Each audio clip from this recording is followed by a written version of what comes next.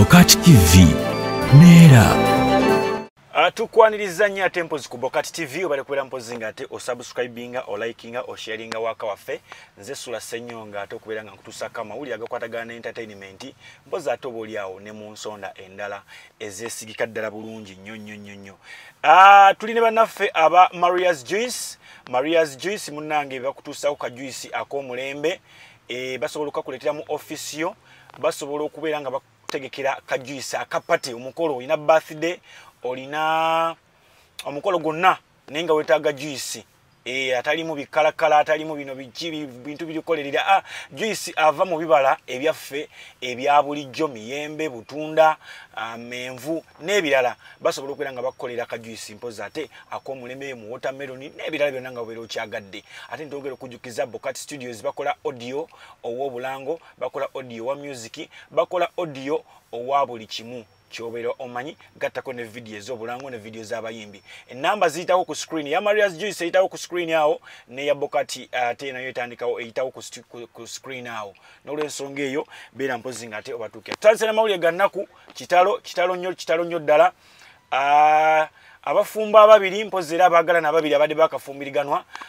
Kuruthum ate mpozi ne Akram bambi ate jjajja wa Akram yafudde over the weekend era bagenze bwatyo ne bamuziika kitalo nnyo ddala ka video kano kankakuwe bambi nga kalaga omukyala nga ali mu kubeera nga abuda comforting azza omwagalwa we bino bakyale mwino tukolera azza omwagalwa wa kagamba amukuma bambi guma lwaki tukulide ku bajjajja baffe tukulide ku bamama baffe tukulide ku bakitaffe kati omuntu oli bwabanga akuvuddeko oli abalina kyajjukira mu bwongo bwe nagamba jjajja wange ono mbadde mwagala nnyo weetaagawo kati awo omuntu at least asobola okubeera nga akubudaabuda Kuruthum abadde abudaabuda Akram mwami we eyakamuwasa gwe bakayanjula gwe bakola emikolo mbadde mugira bagitambudde bulungi nnyo nate ebitalo ne bijja kankweka video kano.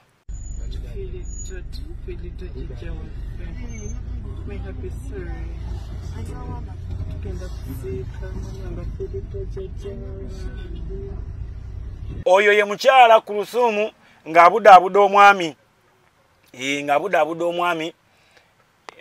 bwatyo era ndowooza mu mawulire amalala gano gosiga nnaku newankubadde gefaananyirizaako ag'ennaku omukyala Zari Hassan ng'ali ompozi ne boyfriend we Shakib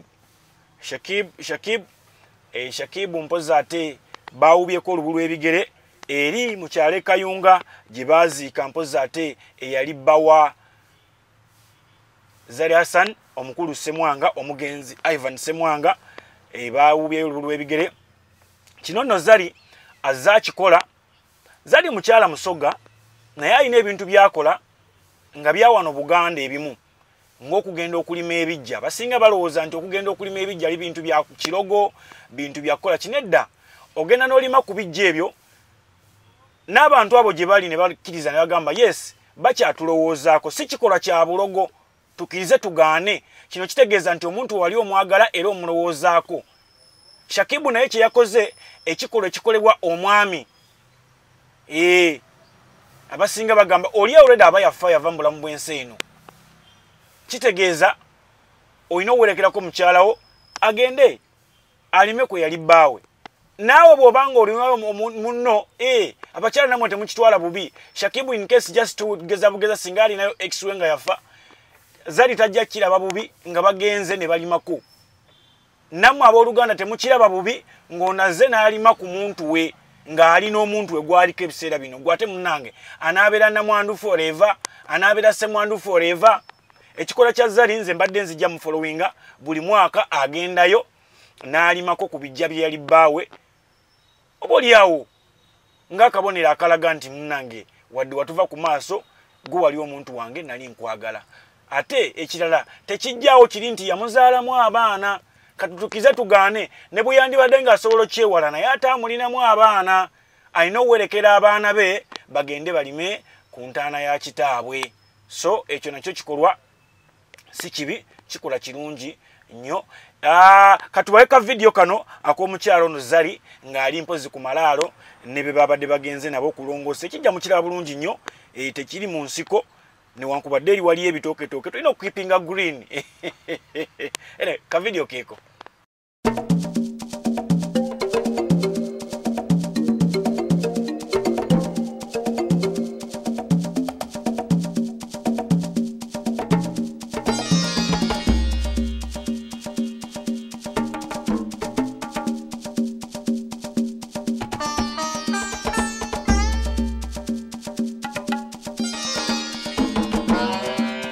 Okay, ate mpozi bwe bate balabise ekayunga ewazikibwa mpozi ate omugenzi Ivan Semwanga. Mukulikeyo ddala. Mu mawulire amalala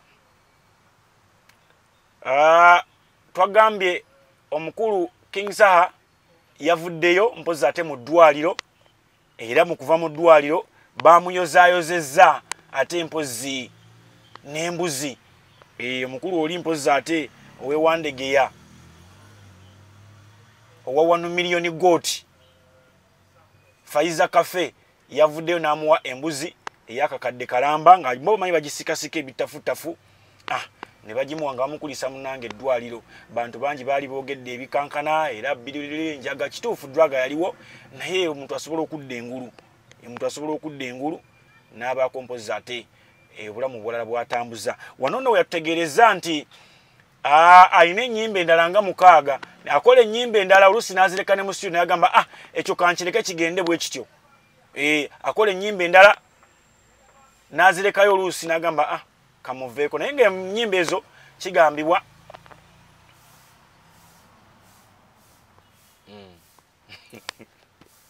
nti ennyimba zino abadde nga azikolera specially for omukulu mpozi ate amanyiddwa nga Bebe Cool Moses Sali gwabadde nga azikolera ezimuvuma nezikozitya. Tusaba omwaka guno King Saha tumanyi kijja twala mwaka dde nimbadde tusaba reconciliation bwe bakiyita seyanange nga bad black mu reconcilinge nga bw'ogambye nti ozikola n'ozireka mu studio ezimu tozita ne beef egene ng'ekendera mpola omanyi twetaaga kati obumu mu music, otherwise waliwo amateeka ge baleeta nga gagenda tukuba nnyo olw'enjawukana ez'abayimbi abaliwo. Lwaki ngamba nti nange kintwaliramu kubanga ate program gyenkola etwaliramu abayimbi nti omuyimbi bw'aba tali bulungi nange embeera siri bulungi, ate nga nange nina omuyimbi wange gwentembeeta Lana Sophie kitegeeza nti naye kimutwaliramu nange kiba kituliiramu. So kati nja kubasaba ebifu egene kakana nensaba ne mukulu Moses Sali naawe bw'oba badde olina obuzibu obumulumulu bwogira naye bugere nga bukakana tukwatagane tudde ku mulamwa endongo ekujje naye nga tukulisayo nnyo King Saha kulikirayo ddala bannange. Weekend ebadde y'abantu kuvaayo tukugambye King Saha wuuyo ate twalabye tulina essanyu okutegeeza nti n'omukyala Keko ono yali muyimbi wa hip hop ne bagamba simanya ate era naye eddagala drug addict biki ebyo bw'atyo yazzeemu okulabika eri eggwanga. Sike kali akakyala ke wali omanyi akatini omukyala yagejja omukyala ono yagejja naye akyalimu luli olubawuna akyalimu olubawuna lwaba hip hop mumulaba bulungi bwafaanana bw'atyo mu kifaananyi kye. Ngenda kuŋŋamba leero nga mpitiddemu ku basajja bali abakayaga bonna tulina okubaleeta ensi etegeere nti munnange omuntu asobola obeera kino ne mu kaseera akatono nnyo n'akyuka. Tuleme kubavumirira wabula osobola okubeera ng'ogenda oyogera naye mpola n'agenda ng'akyuka. King Saha mulaba Keko wuuno alaga nti mukyala avunaanyizibwa newankubadde naye eddagala liri mututte. Tulinawo ate omukulu omulala ate awera ddala essuubi nti bw'oba badde oli mu nnaku oddayo n'ogamba ye mwana mulenzi Kyutikaye yabadde alina interview mu gyaliko munajjukira bulungi nabayoku ku story ye. Kyutikaye yali musajja muyimbi eyimba kayimba ka Jinkese mwana nzaala yawali y'emukono ewa Mama Deriki Mama Deriki ya muzaala naye mbeera yali yamuforcinga okubeera nga ate niko kolesa ebiragalagala naye munnange wowulira bino ebiragalagala yabivaako. Bangi bamumookinga bwe yabba obutaala bwe yali ng'embeera emukuba ne bwatyo ate nga ayambibwako abantu ab'enjawulo yasobola okudda engulu. Mu interview mu yavuddeyo n'agamba nti nalina girlfriend wange gwe nsinga okwagala ennyo, yanzirukako. My old lover left me when I disappointed her, when I became addicted to drugs. She had to leave to move on with her life. You cannot blame her for that, because so many others of friends of mine forsook me when I became addicted. Some mocked me and shared terrible pictures of me. Kyutikayo bwatu yategezeza nti bambi temunenya mwagalwa we kubeera nti yamuddukako mu mboozi gye badanyuma naye temumunenya omwagalwa oyo kubanga naye yali disappointed nnyo olwabiki Kyuti yali atambulamu obulamu yali amuvingiramu.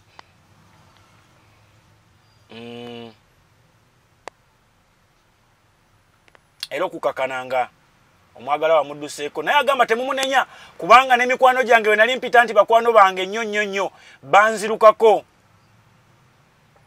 Bakwano bange banzirukako ne batandika n'okubeera nga basharinga ebifaananyi ebibi. Bamulaga nga akutta obutaala, bamukubya abbi obutaala, n'ebifaananyi ne bitambula nnyo. Amyusa amaaso, embeera nga mbi nnyo, ebifaananyi ebibeera bwe bityo.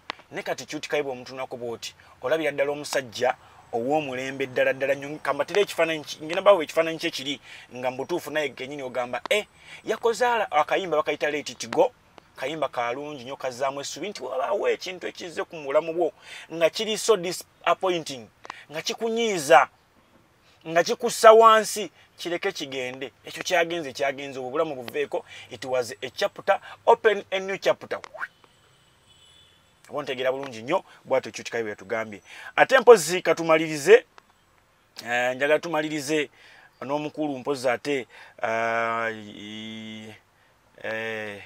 Wizo Manizo yasazeewo n'agamba kanzire ku mulamwa, yasazeeko dreads ze, yasazeeko amalaasi yagasazeeko, era nga bwe mulaba mu kifaananyi alabika bulungi nnyo, yazze buto. Ate n'afaananira ddala mukulu we Jose Chameleone, n'afaanana ate Emma AK47 ne bafaanaganira ddala.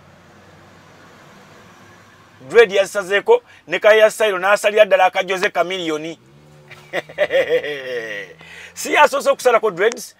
Tubaddewo n'omukulu amanyiddwa nga George Mulindwa yasalako Enviiri, n'abalala baze basalako His Excellency Bobi Wine dreads yazisalako n'azivaako, n'asala kagundi akakatike bulungi nnyo akatrendinze. Bwato Chameleone naye nakola kyekimu.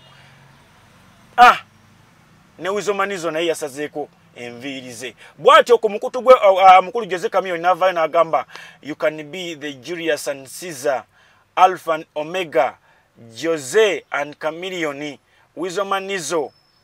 Life can be whatever you wish as long as your blood stays red and your soul stays pure. Looking so hot, Mr. Mayanja. Hashtag Wizo Manizo. Uncle Palaso, we are waiting for you. Kati Palaso ekaya asigaddeyo.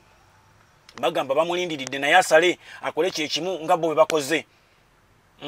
Bintu bya kukwata mpola. Si terubeera lutalo. Nsaba mpoza ate nfundikirire wano eno mbagaliza okubeera obulungi nnyo. Mwongere okusubscribinga n'okulayikinga videos zaffe.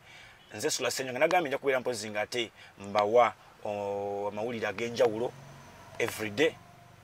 Okusinziira nga bwe gabeera gazze. Mubeere bulungi, mweraba.